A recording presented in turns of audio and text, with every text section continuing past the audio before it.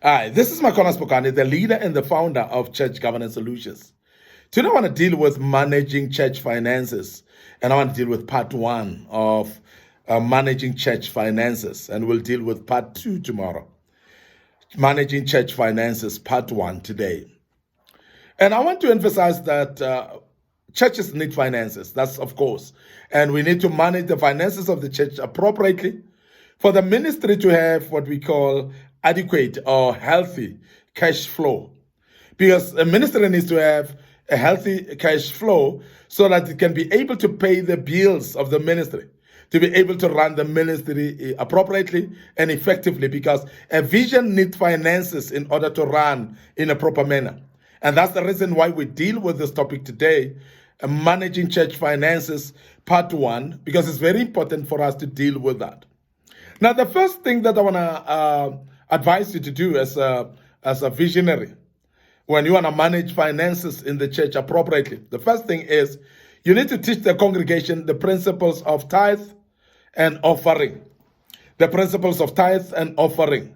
That needs to be taught. And I know there are many pastors that says, no, congregants should know how to give tithe.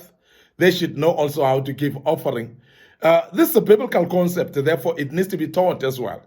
It needs to be given out as a lesson as well for the people, for them to learn and for them to be able to actually give and tithe appropriately according to the word of God.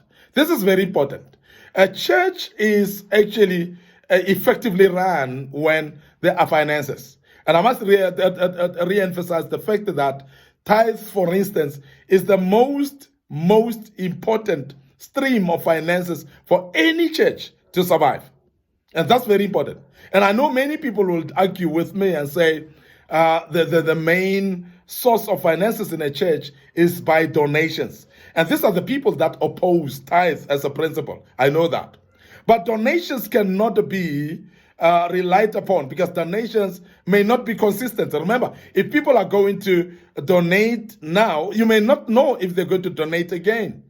And this is the reason why tithe becomes therefore a priority and very important.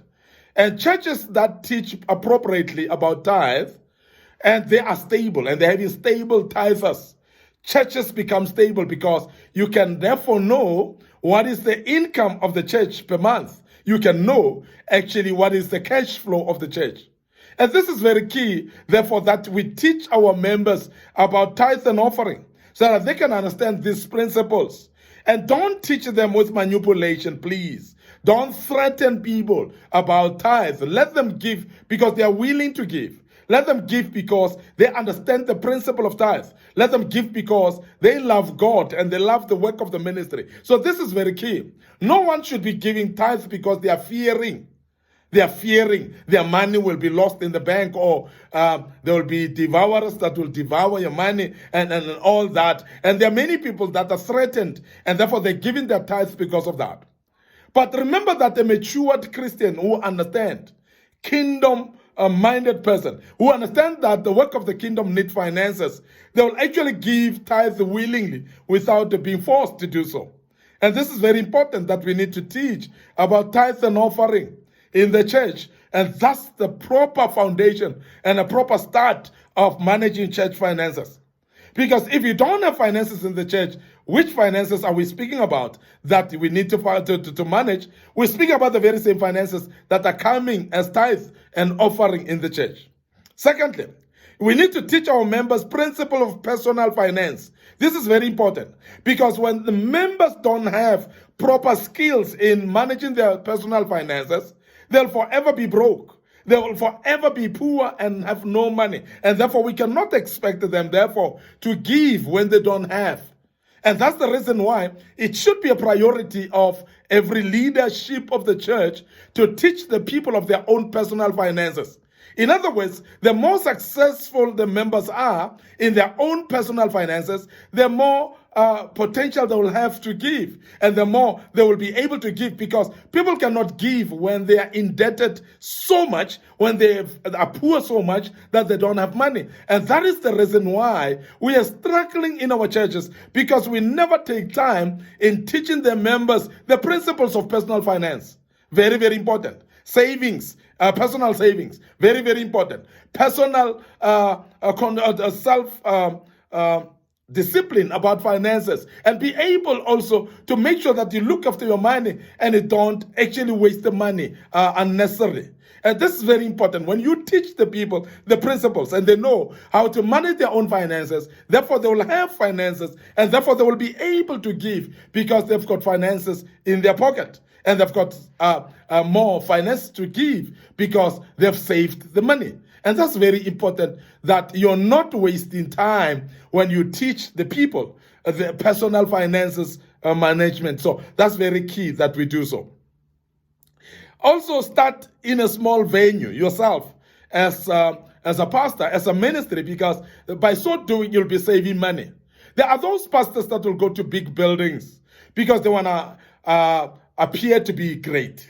They want to appear to be having too much faith that they believe God to fill up those places. If the place is big, you're still having few members, and you're paying so much rent for a space that is not utilized, that cannot be called wisdom.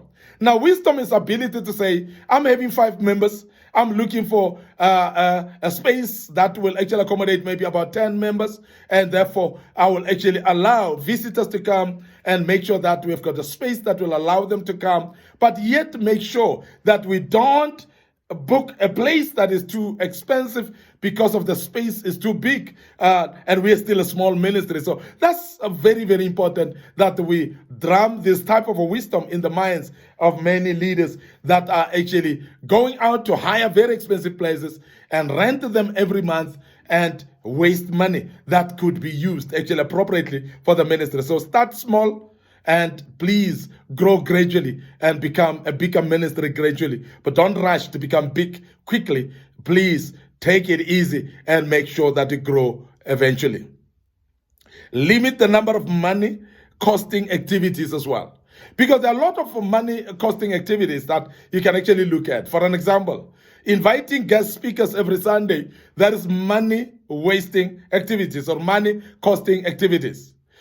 Making conferences every week and activities every week, that's money costing activities. So therefore, limit them and make sure that you grow gradually with activities based on what you can afford. So don't rush to make big conferences if you cannot afford them. So if you're still a small church, you may not need a conference yet until you grow and become bigger. So therefore, in this case, the people that you have may actually suffice by you teaching them in a small room on a Friday evening or on a Wednesday evening somewhere. So please make sure that you focus on teaching your people. They may not need a conference now. And don't rush into running big conferences while your church is still very small, just to try to impress people. Because your church is still very small, try to save money by not running money-costing activities that may not be appropriate for now in your church. So please limit that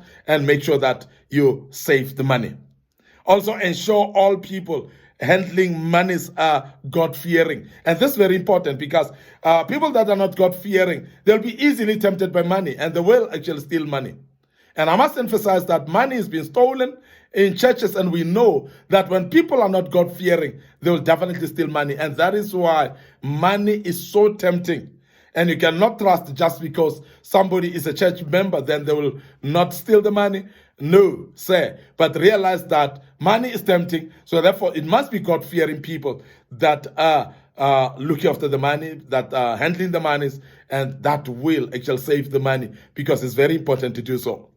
But I must also make sure that you avoid obsession of using guest speakers all the time. And that's the point that I just mentioned earlier, that there are those pastors that will invite guest speakers almost every Sunday, invite guest speakers even for midweek services. And remember, when you've invited someone, you have to reimburse them of their petrol, you have to pay them of their time as well. That's very important, and therefore avoid that if you're not at the level where you can invite people and spend on them. So please Don't be obsessed about guest speakers. Don't invite guest speakers if you cannot afford them. That's very, very important, because there's no rush in inviting guest speakers. Don't try to become big because of the image of other people. Because other people, we know other pastors will invite big names, people that are well known in the country, just for them to boost their own ego and image. Don't do that for the sake of your own finances. Please handle the finances appropriately, and don't ever try to impress anybody through that. And I want to emphasize that, because it's very key that we understand that. And I want to also emphasize the fact that it is very important to give frequent financial reports to the members. Let them know how much their monies are and how you've spent the money. Let them know that, because the more people know how their money is being spent, the more they are willing to give.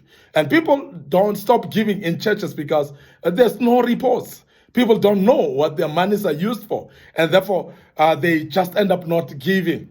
And that's the reason why many other people don't give in churches, is because they are not given feedback of their own monies, how their monies have been used. So I want to urge you as a pastor, so please prioritize giving feedback or report of finances for people to know how much you have collected, or how much is the intake financially of the church per month, for instance, and also how to spend the money. How do you spend the money? The cost that you're spending the money on. If you are building, please report back on the much money that you're using as well in